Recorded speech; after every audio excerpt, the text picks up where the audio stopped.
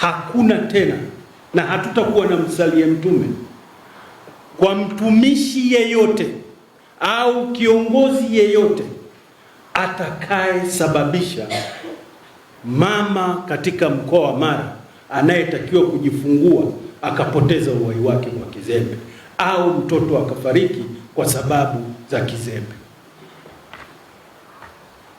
Natakeni mjipange na mjifanyie tathmini, kwa sababu tunakuja na tutakuwa wakali kidogo katika hili.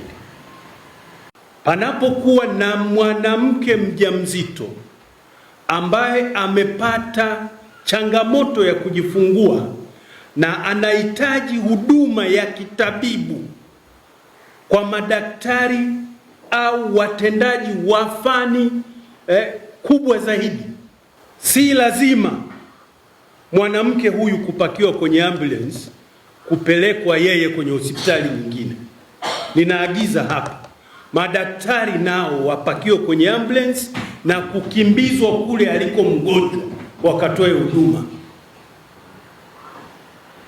Narudia, mtindo wa kukimbiza wagonjwa kwenda hospitali nyingine kwa ajili ya huduma ufanyike tu endapo pale alipo huduma inayohitajika haitaweza kutolewa. Lakini kama pale alipo huduma stahiki ya kutolewa, madaktari na wao kimbizwe kwenda pale alipo mgonjwa.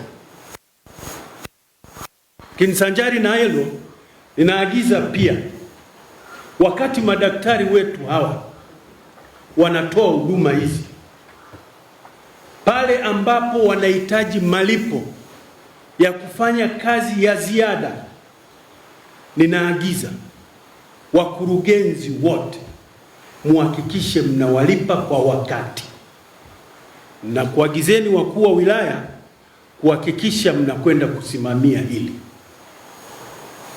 Popote patakapokuwa na changamoto, ofisi yangu ijulishwe mara moja ili tuweze kuchukua hatua.